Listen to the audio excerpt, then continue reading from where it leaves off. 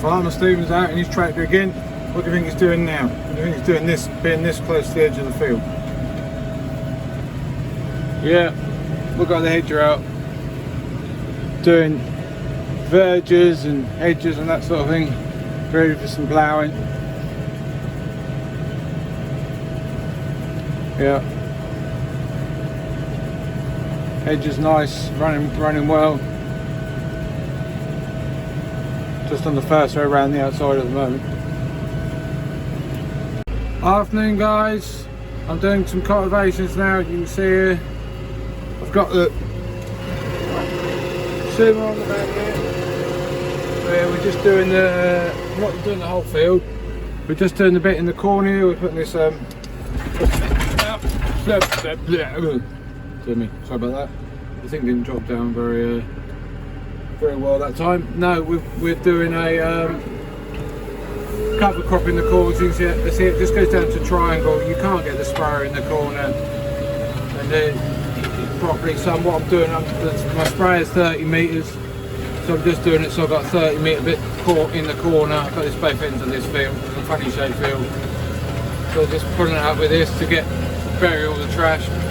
So this is a bit where it was crop last year, but in the corner it got a bit wet, so I didn't spray it all through the year, so of course you got a bit of rubbish here. And this bit in the corner here, which you can see is a bit more grassy, that was what I haven't farmed for several years. So yes, I'm having a real job burying all the grass in there. And that the sumo keeps blocking up. Yeah, it's blocking up now, look. Lift it up, go back, get it all out, go over again, so you get back to the board so you can get it done. Right, that's that corner done. I've just got another bit around the corner which is really shaded by trees, so I'm going to do that bit now.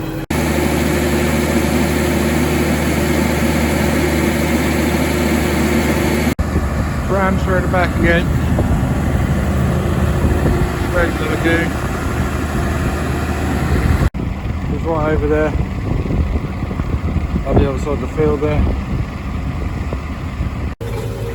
Evening guys, right, we're now on this cover crop area again. I spoke to my agronomist, thinks that wasn't quite fine enough because the cover crop was quite a small seed, so we just got the cultipress here.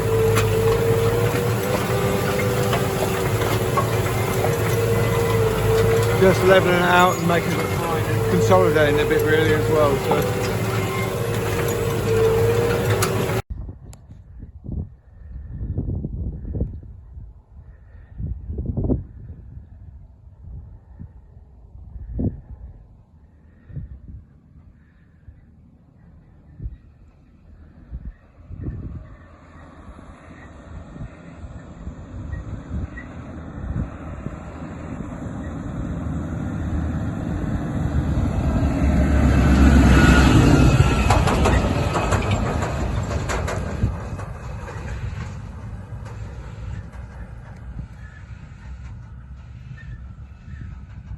The plough.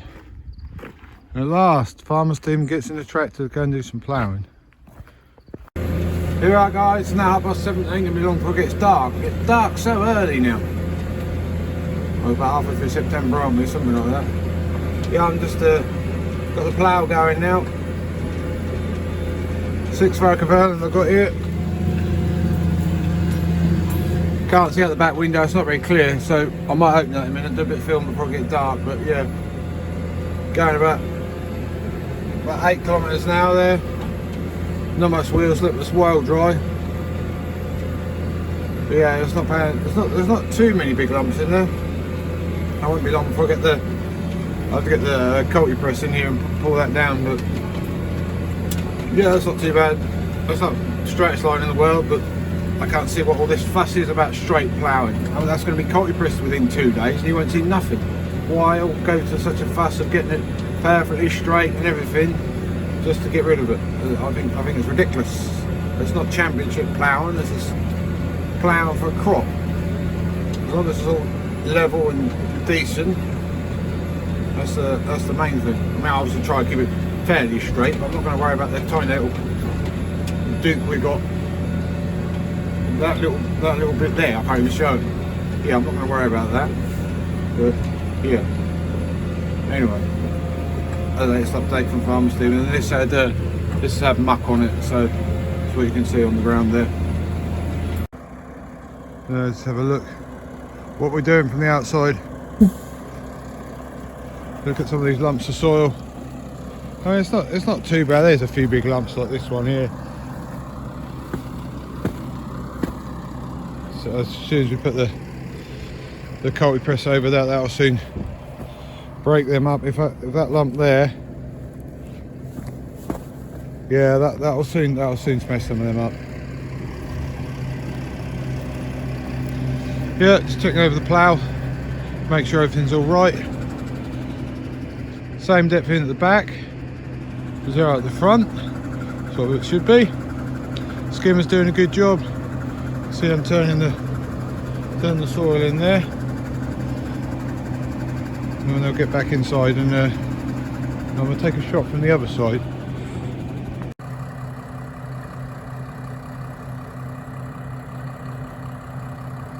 Yeah, that looks better from that angle.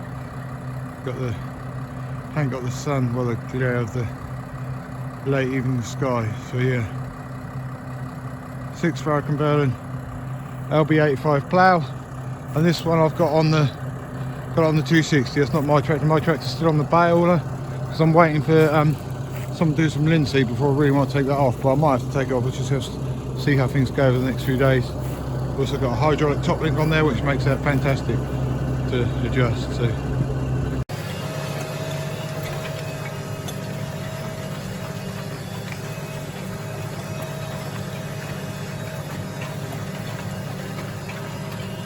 Playing really well.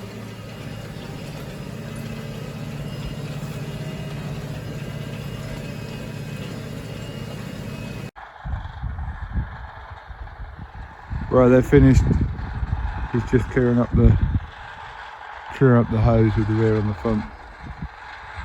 It's got to go right across. It goes right across the field over there.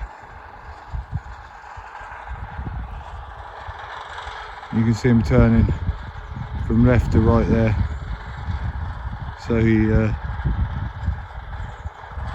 it feeds the whole reel. And now he's just pulling the whole entire pipe. He's still turning. He's not really going forwards.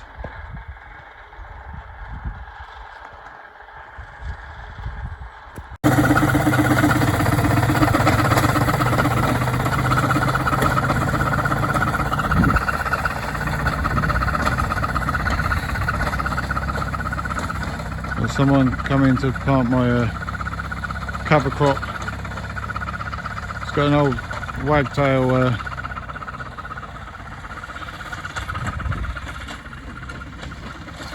thing where it's got a little tiny Honda engine on there, probably about 4 or 5 horsepower, pull behind this quad, and then I've just got to roll it in.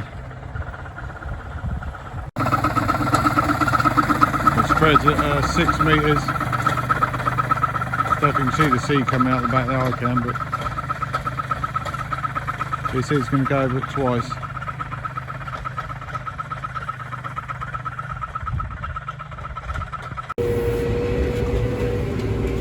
Right, here we are now rolling these cover crops. He's done it. He did it once, and then I rolled it, and now he's done it again. And I've now got my Heaver King rolls. If you can see them between all that dust and dirt. I'm now rolling for the second time.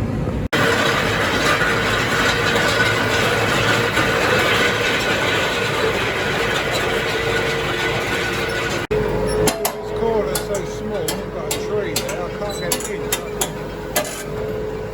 Fold that one up. Fold the other one up.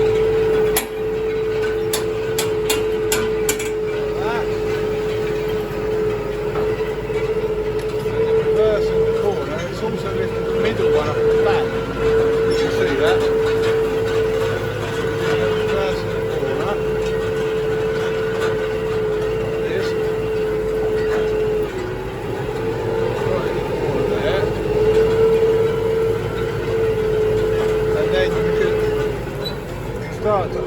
hold it, first it puts the back roll down before it lifts them up.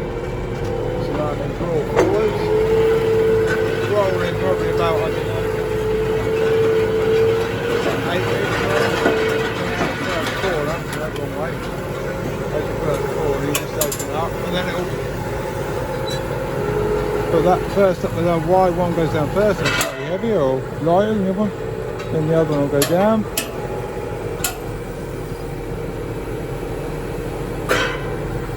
There we go.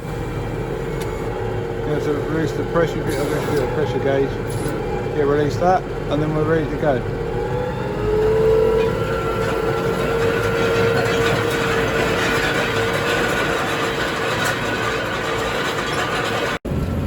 Right, I'm doing a different job now. I'm doing loads of different jobs at the moment. I'm now on the, well, what it looks like I'm doing. You can see it's done there, and it's done there. It's on the plough behind me, it's on the, let's open the back window, because the back window's not very clean.